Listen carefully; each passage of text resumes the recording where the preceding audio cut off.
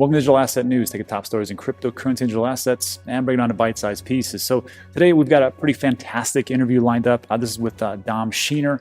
He is the co-founder of IOTA. And this was made possible by a mutual friend of ours, Josh Frank from the Tide. Josh, thanks so much. And I was just interested because, IOTA had gone up tremendously over the last 30 days. I wanted to know why. So just so you know, this is not a sponsored video. We've already done a sponsored video earlier in the day, which was by CryptoTrader.tax. If you're looking for your crypto needs or tax needs, go to CryptoTrader.tax.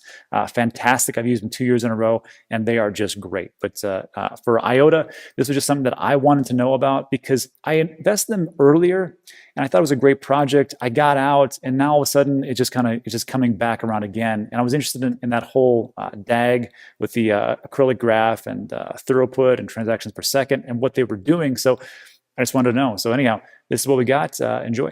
Today, we've already talked about the news. We know exactly what's going on with the market. Not so great. What I got to do today, which is something I'm excited about, is Dom Sheiner. He is the co-founder and chair of IOTA, the IOTA Foundation. And as we go through the daily process and we take a look at what is going on with the markets, one thing that jumped out at me was that IOTA was making quite a bit of a run. I didn't understand what was going on. My friend Josh Frank from the Tide reached out to me and said, "Hey, why don't you talk to my friend Dom?" And that's pretty much how everything kind of works. It's not about what you know, it's who you know. So I brought Dom on here to tell me what the heck is going on with IOTA for all this different price appreciation. So Dom, thanks for coming in. Tell us just a brief history of IOTA, and I'll ask you some questions in a bit. Yeah, first of all, thank you for inviting me onto the show, Rob. There's some exciting progress. I think today we have a day of mixed feelings. Right. But I always tell our community the most important thing is to keep the objective in mind and to be directionally right? And the direction that we set forth with the IOTA project in 2015, when it was founded, was really that we are going to solve the fundamental problems of blockchains, right? We came to the space with a new DLT technology that is feeless, that removes the need of miners, that doesn't consume these insane amount of electricity, and that is really fit for purpose. And the purpose for the IOTA protocol is the Internet of Things, right? And we already have it sort of in our name with IOTA. But our real focus is to enable these machine-to-machine micropayments, because our big vision is this machine economy, where machines start trading with each other, where they start buying and selling data, services, and where we really have this sort of economy emerging out of these machines autonomously trading with each other. And that's why we built the IOTA Ledger. That's where we have most of the adoption today. Sure. And we have a very exciting journey behind us and a very exciting journey ahead of us that we can discuss today. Yeah, so this is interesting. So I remember when I got into it, I just felt like decentralized was decentralized, right? And it was Right. it was distributed ledger technology, and that was it. But there's different levels of DLT, and blockchain is just one of those. So talk to us real quick about DAG, the acrylic graph, decentralized acrylic graph. Yeah, directed acyclic graph. So basically, the main concept there is that instead of having blocks and a chain, you have a transaction that references transactions in the history, right? And through that, you kind of start getting this sort of mesh structure, right? One transaction references transactions in the history. And what you basically have is that this transaction actually attests that these transactions in the history are valid. Right? So through that, you start to get this accumulation of confirmation, right? More attestations actually means that more like confirmations are happening and that more validity, that this transaction is more valid to the point where it can no longer be reversed. So like the most simple explanation of this DAG architecture, obviously there's some very complex math behind this to actually make it secure. But that's basically how it works, right? And what we have been working on over the last few years is to move towards the system that is relying on this coordinator. And to give you a quick explanation of what the coordinator does, it basically helps or assists the network in this validation of transactions. And it's still like a fully distributed network where every check and balance is in place. So there's no single node that can alter the history or can make decisions, right? So it's decentralized in that regard. But what we've always said that we are out here to do is to really come to the space with a well-researched and well-engineered protocol that is feeless, that has no miners, and that is really fully scalable. And that's exactly what we are releasing to the market this year, with Corticite and with this new consensus approach of IOTA. Gotcha. So let's jump in. So that was interesting. We talked about no miners and feeless, which Yeah. is a radical departure from what we are used to, right? So Yeah. let me do this. Let me share my screen. So first of all, here is the little data that I pulled up for IOTA. Not so great today, but everything else is down. However, as we see, like 14 days, 56%, 30 days, 150%, and 314% in a 1 year time frame. So not too bad. And this could be one of those reasons why. So Yeah. IOTA, we talked about, you guys had a mainnet launch in, when was it, 2016? 2016, exactly. So now we're going into IOTA 2.0. Why is that happening? And what are the improvements? Yeah. So the main reason why that is happening is because we've always said that we want to cross this chasm. And what I mean with that is that every technology today is a proof of concept. Every distributed ledger today is a proof of concept. And we actually need to make them production ready, where they can be utilized in the real world, where they're not just speculative crypto assets, but where they're real technologies being embedded in the real world, right? Right. And that has always been our objective at the IOTA Foundation. And what we realized early on is that we obviously need to do more research, but also a lot more development in order to make IOTA production ready. And IOTA 2.0 is really, and even just the next upgrade that is happening now in March that we can discuss soon, Chrysalis, is our path towards production readiness. And what we mean with that is, first of all, the protocol is fully decentralized, right? There's as many nodes, as many validators represented in the network, right? Every node in the network is validating transactions. So the goal with IO is really to build up one of the largest networks of validators, and we are on a good path there. But also really to make sure that the protocol itself is well engineered, right? As I mentioned, and we have this path towards IOTA 2.0 with different release candidates. What we have right now is the Polar network, which is the current testnet for this future of IOTA. And actually in Q2, we have the Nectar release. And Nectar for us is this incentivized testnet. And what I mean with that is that you can join this network and you can actually earn money by participating there. And we have some very exciting ideas on how to spice it up a little, I would say. And we're going to release more information on that soon. But basically what that means is that with Nectar, we have all of the different components of IOTA 2.0 implemented, and now it's about testing, right? And providing these incentives for attackers to actually participate in the network. And once that is done, we move towards the last stage, which is Honey. And Honey is sort of this release candidate that we feel comfortable with bringing onto the mainnet. And like all of this brings forth a very interesting discussion, right? If we look at Bitcoin today, Bitcoin basically is taking a stance where they are, I wouldn't say anti-innovation, but they're anti-progress, and where they really want to take an approach where it takes not just a few months, but even years to upgrade certain features onto the Bitcoin mainnet, right? Now, technologies like IOTA and even Ethereum, they take a very different approach, because for us, we have to further innovate. We understand that the only way to progress is to innovate, right? But at the same time, we have protocols that are worth billions of dollars. So it's an interesting kind of dynamic. You want to be fast, you want to innovate, but there's billions of dollars on the protocol. And we at the IOTA Foundation, we have about 130, 140 full-time employees today. And about 70, 80% of that is just engineering and research. And so for one, they are engineering and validating the protocol and everything that's being implemented, but we also have our research partners that are validating it. And in addition to that, we now have these incentivized test nets so the broader community can also battle test it. Yeah, I mean, what you're just talking about, look how early we are, because of all these the different process that you guys are doing right now, just to get to a point where you have a workable, viable product. That is that is a big thing. So there's actually a couple different things I'm going to talk about. first of all was when we talk about getting this actually out to production and actually use for like real use case scenarios.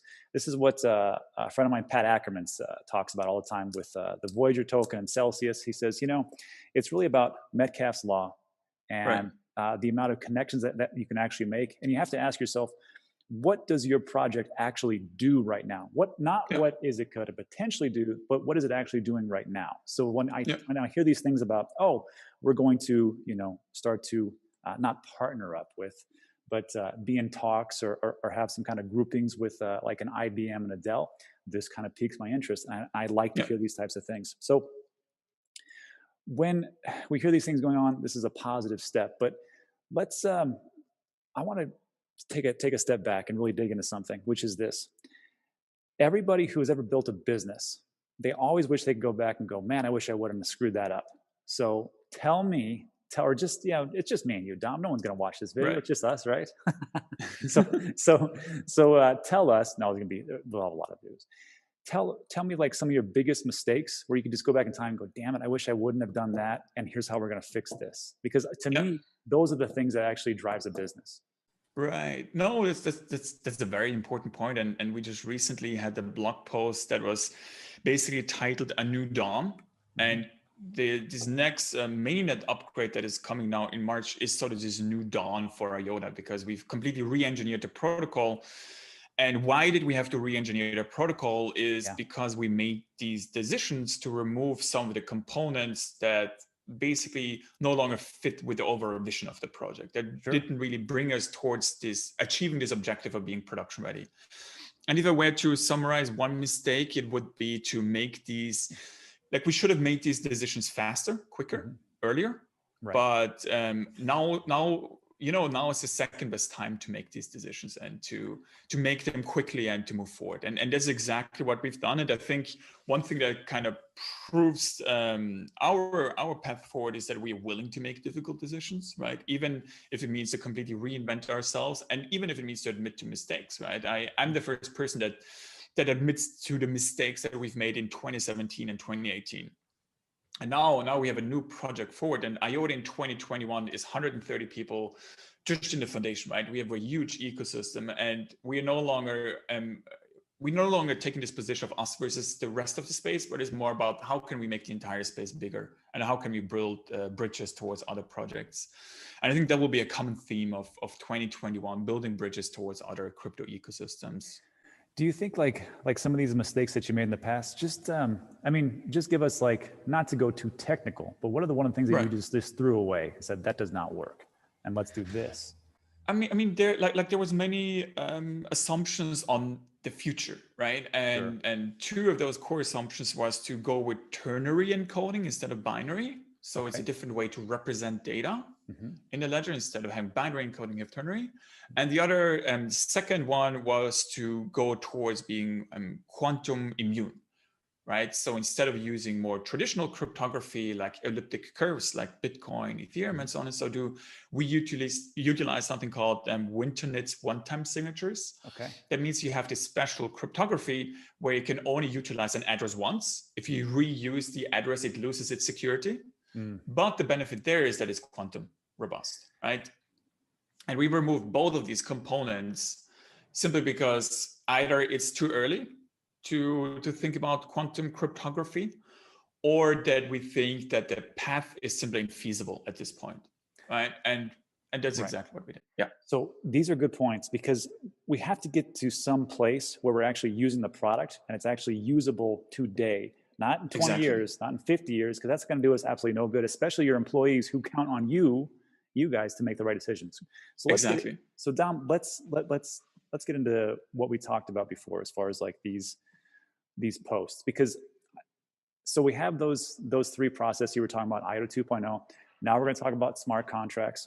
I think smart contracts are smart contracts, but there was this one piece that kind of jumped out at me. Talk to me about this one, the 3 demo dApps. Proof of concept smart contracts. Is this something like a non-technical person like myself could go there and then just write a smart contract? Or am I going to need to hire a developer to go write this on IOTA and go this way? No, it's a very good question. maybe just to take a step back, right? The vision of smart contracts, IOTA today does micropayments and it does data integrity, basically securing data. Now, the next stage for us is to actually enable smart contracts because it's really a key component for this machine economy vision. And we released the first pre-alpha version, I think in October last year, right? Mm-hmm. And now over the next few weeks, we actually have the alpha release coming out. And exactly there, we are going to release some of these proof of concept or like really demo showcases so that you can make tokens, can make NFTs, and you can start auctioning them off, all fully based on our smart contract. So we're really moving not just towards something that is usable for developers, but that can really be utilized in an easy way. So with the next release over the next couple of weeks, I can definitely encourage everybody to look at that. And just to quickly provide the overview of our smart contract solution, is really there to be fully EVM compatible. That's sort of like the midterm goal for us. And to really show to the entire crypto community that there's a different way to do smart contracts where you don't need to have this world computer, but it's more contained towards smaller committees that are securing the smart contract. So it's very exciting in that regard. Well, not only that, so we talked about IOTA was feeless, but for the smart contracts, I think there is a small fee, correct? You can charge fees. It's really up to the validators to decide how and if they want to charge fees. You don't have to pay them in IOTA tokens, but you can also pay them in stable coins, for example, or in NFTs, right? It's up to the validators and the smart contract owner to decide. Our vision for smart contracts is to provide the fully flexible environment so that you can choose the virtual machine to run it with and the fees. Got you. This is exciting times because, as we know, there's other projects out there that charge an arm and a leg and a head and a back and everything else. Right. So it is one of those things that, like, okay, if we have this, maybe this might be just because we don't want to be pigeonholed into one thing. Okay, so that takes care of that. Gotcha. So now let's talk about oracles. So the oracles were interesting because, now we have IDO 2.0, smart contracts. Of course, oracles had to go through it because, as you talked about here, garbage in, garbage out. If we get crappy data and it pulls it in, what does that really do for us? So it's all about validation. So talk to us real quick about how that actually works so we don't get a bunch of junk data coming in and screwing up the whole process. No, exactly. Like IOTA Oracles is a very exciting release because it's like one of the most obvious products that IOTA as a distributed ledger can offer to other DLTs. And we already are working on the integration with other DLT projects, which is very exciting. Now, the focus on IOTA, as I mentioned previously, is to secure data and to do micropayments. And today we have a framework on IOTA called IOTA Streams, where you have these encrypted and authenticated data streams. And because our focus is on IoT and running IOTA on an embedded level, we can really also start securing data from the source. Right. And this data from the source can then provide it on our DLT network and can then be provided to smart contracts. And that's exactly also where Project Alvarium fits in, because there we are focused on actually building a sort of industrial Oracle solution that can be utilized by large enterprises and also by smart contracts, right? Right. So interesting. Yeah, especially with, so if you have data streams that are encrypted, what kind of application can you use for those types of things that you guys see? Yeah, so one very interesting one is, let's say, for example, we have a dynamic contract that takes input data from a sensor, and the sensor data actually triggers certain actions in the smart contract. Very simple example is we have a refrigerated container that is delivering vaccines right now, right? Right. And the sensor is submitting the data via the IOTA Oracle.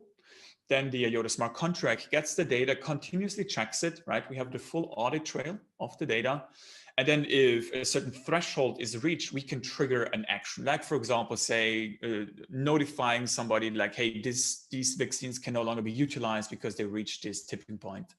That's a specific example, but there's also something else with delivering price data to DeFi applications. All of that is really possible with our Oracle implementation. Going to be a lot of options out there. So let's move into the last piece, which kind of pulls into everything we just talked about. Now we're talking about Alvarium. So this is the one that talks about the trustworthiness of data, which I thought was interesting, like we just talked about, because and then of course this is for the oracles and it pulls the right stuff in, got you. But talk to us about this, Dell Technologies and Fabric, because Fabric, as I was learning, because we had done a video probably like 6 or 8 months ago, how Fabric is actually a centralized application for mostly Fortune 500 companies, which are really contained within Dell and IBM. So Right. how are you guys working with them as decentralized versus centralized? Yeah. No, so the very exciting part about this is that Dell and now also Intel and other parties are getting involved into the Alvarium project. And as you already mentioned, the goal here is to really show the trustworthiness of data, because no data is equal in that regard, because of the garbage in, garbage out. And if we want to automate, we need to be able to trust the data. And that is exactly where this data confidence fabric comes into place. So initially, the project was built on IOTA and Hyperledger Fabric, and now we're really building more components just on IOTA, specifically on IOTA Streams. And I think that also shows this very exciting progression, because as we progress with our tech and mature it and make it production ready, those partners and those enterprises that we work with also become more confident to really build their products solely on IOTA. And just so you also know, right, tomorrow we have a very exciting webinar together with Dell, Intel, Accenture, and other entities on the data confidence fabric, so that the community can learn more about it, but more importantly, that other enterprises join this journey of making data secure. I gotcha. So I want to be very clear on this last point, which is IBM and Dell. These aren't partnerships. These are, what would you call them? I would say that they're collaborators, right? They're very excited about Project Alvarium. They're excited about what Dell and we have built. And who knows, like obviously our goal is to build open source tech to solve real world problems. And the more companies that we work with and that join our ecosystem, the better. Gotcha. Okay. I want to make that clear, because every time you see these streams about like a project, people are like, well, they talk about a project, they're like, well, is that a partnership or what is that? And then people go crazy. So I just want to make sure that we are 100% accurate. So Dom, thanks so much.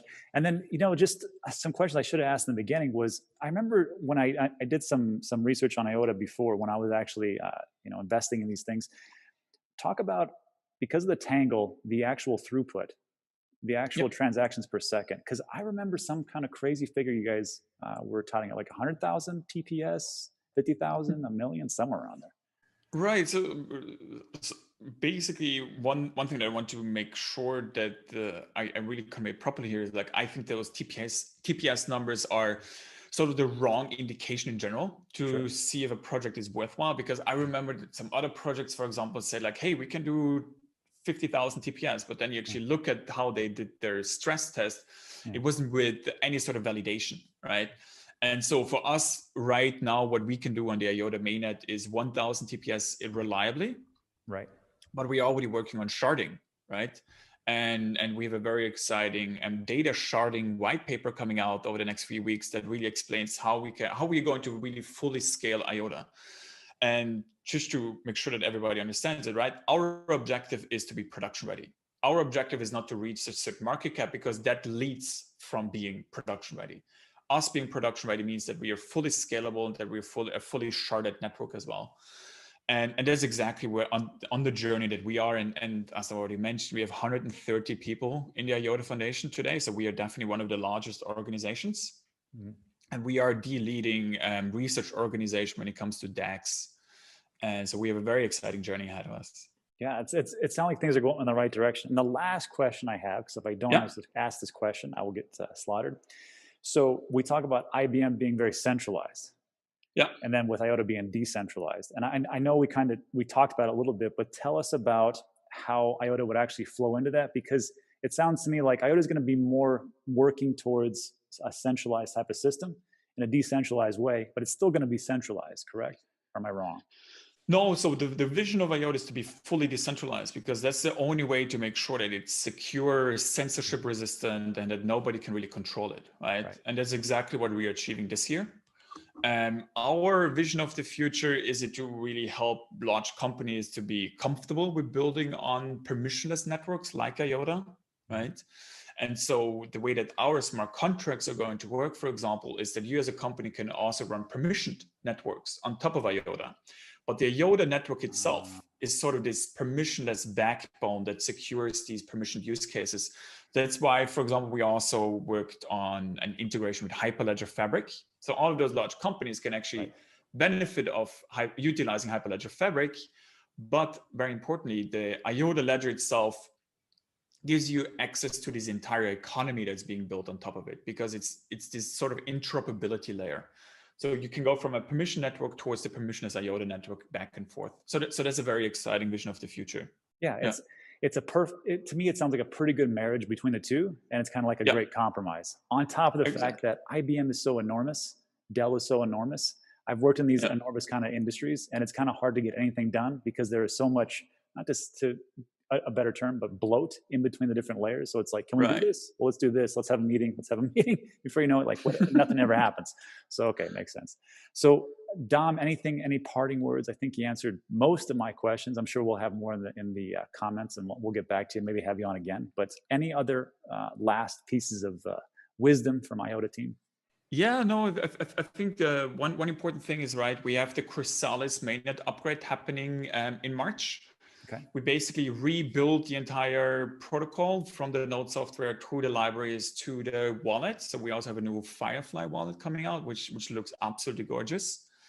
And I think for many people, IOTA in 2021 will be one of the leaders in terms of the adoption, but also in terms of tech progress. So you can expect a lot from us this year.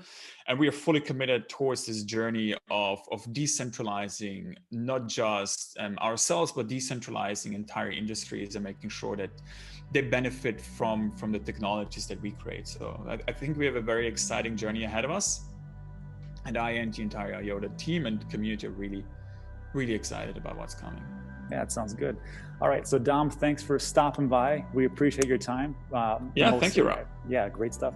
And then what we're going to do is over at danteachescrypto.com, we're going to do a deep dive into IOTA. I'll do that separate video where we just do like a review of the actual project. And you can find that over there, link in the description. That is it. So, hey, everybody, thanks for watching. If you like that video, give it a thumbs up. Also consider subscribing, as everything's time sensitive, well, except for stuff like this. And that is it. So thanks so much, and we will see you on the next one.